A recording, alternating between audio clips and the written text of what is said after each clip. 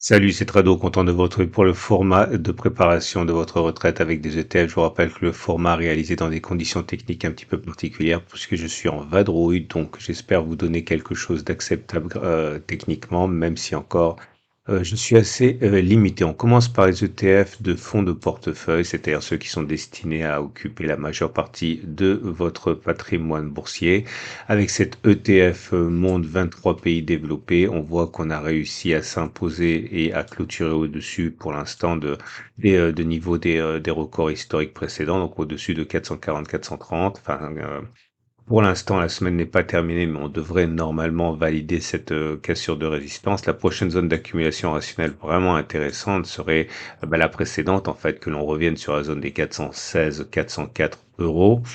Ce n'est pas impossible, en tout cas pour les plus pressés et ceux qui n'auraient pas eu le temps d'accumuler précédemment, un simple retour sur les 440-430 pour accumuler est envisageable. Pour un autre ETF qui correspond aux économies développées, mais également aux économies émergentes, qui vient buter sur sa zone de résistance, ici clairement identifiée à 185. La zone d'accumulation optimale, c'est un retour sur les 167, 171 euros si on y va. Et bien sûr, si on arrivait à clôturer au-dessus de la zone de résistance actuelle, au retour sur la zone fraîchement cassée, correspondrait à une zone d'accumulation rationnelle également. Cet ETF correspond, c'est un ETF iShares, correspond à la fois aux économies développées, aux économies émergentes, avec l'introduction de moyennes capitalisation. Dans ces conditions, là aussi, on bataille pour clôturer au-dessus de la résistance des 68, ce qui ne sont pas encore acquis. En tout cas, en termes de zone d'accumulation, c'est le retour sur les 63-61 qui correspond à notre précédente zone d'accumulation rationnelle qui serait le plus, on va dire, enthousiasmant dans l'attente de de ce retour éventuel. Si on arrivait à clôturer au-dessus de la zone de résistance actuelle et que l'on revenait sur cette zone fraîchement cassée, là aussi, il s'agirait par la règle du changement de polarité d'une zone d'accumulation rationnelle. On passe au format général de cet iShares Vanguard avec des actions, des obligations, des bons du trésor, bref, un tout en un qui également s'inscrit un record de plusieurs mois. C'est pas un record absolu, mais on va dire que le plus dur est fait a priori en se mettant au-dessus de la zone des résistances. C'est un peu frais peut-être pour envisager que cette zone soit déjà devenue une zone d'accumulation rationnelle au cas où on reviendrait dessus. Idéalement, il faudrait revenir sur les 25,6, 26 qui correspondaient d'ailleurs à notre précédente zone d'accumulation rationnelle. Dans l'immédiat, une clôture et une continuation de la hausse validerait le passage de la résistance actuelle qui est à peu près à 27,6 et dans ce cas, un retour sur cette zone correspondrait à une opportunité avec changement de polarité de la résistance devenue support. Pour l'instant, c'est encore un petit peu trop récent.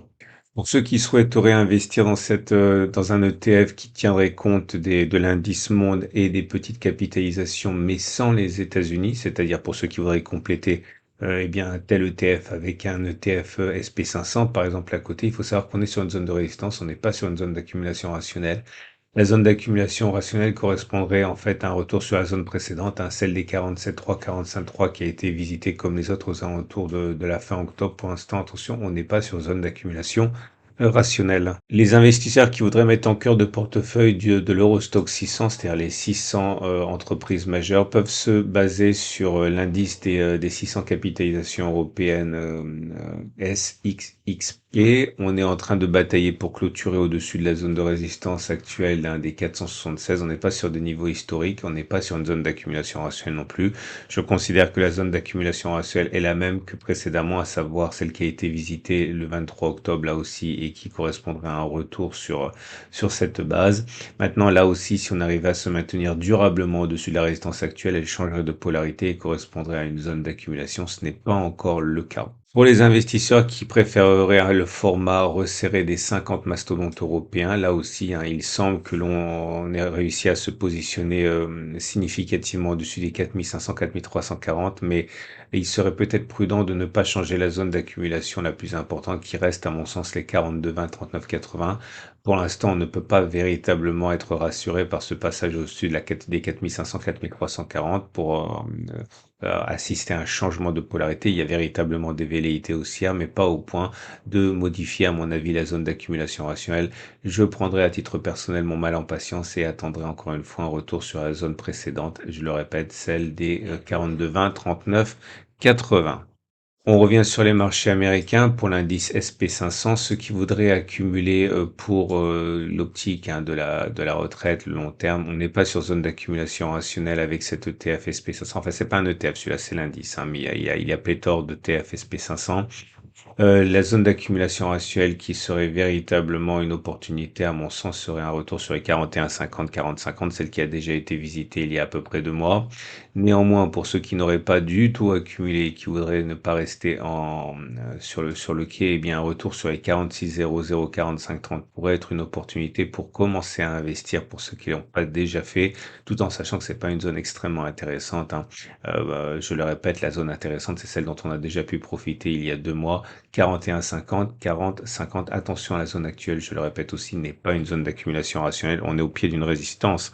Le Nasdaq, pour ceux qui voudraient spécialiser leur portefeuille dans les valeurs technologiques américaines, n'est pas sur une zone d'accumulation rationnelle. Bien au contraire, on est sur une résistance mensuelle à 16 775 820. La zone d'accumulation rationnelle sera intéressante, serait soit un retour sur les 13 773 200 ou un petit peu au-dessus. La zone des 14 200 pourrait également être une opportunité, mais surtout maintenant comprendre qu'on n'est pas du tout sur zone d'accumulation, puisqu'on est au contraire sur zone de résistance. Et on termine avec le CAC 40. Il est assez rare de mettre le CAC 40 en cœur de portefeuille, tant il est spécialisé sur quelques entreprises et quelques secteurs, notamment le luxe et les pétrolières. Il demeure que certains le font. On n'est pas sur zone d'accumulation rationnelle, puisqu'on est sur une zone de résistance. Ici, les plus hauts historiques du mois d'avril 2023.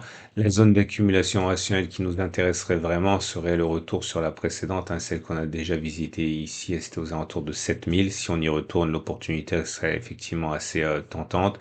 Dans l'immédiat, je le répète, on n'est pas sur zone d'accumulation rationnelle. On le saura si on devait s'élever, se maintenir et faire changer la polarité de cette zone qui deviendrait support. Dans ce cas, ce serait une zone d'accumulation rationnelle, mais pour l'instant, il me semble que c'est encore un petit peu prématuré.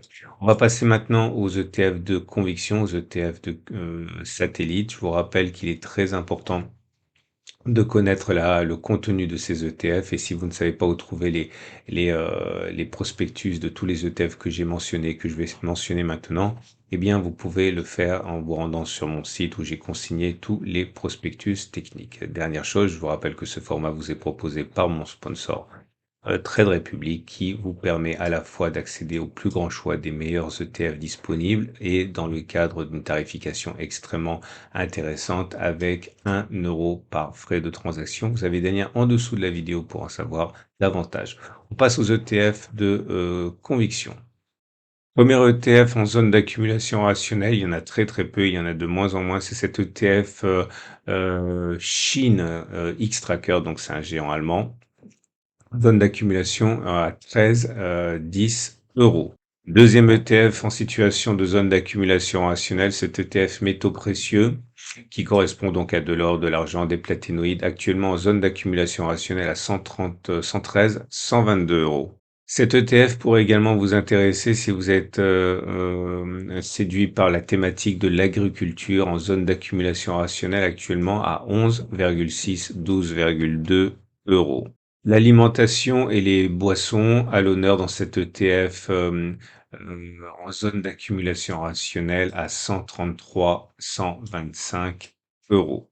Les économies émergentes, logeables dans un PEA avec cette zone d'accumulation à 20,5, 19 euros.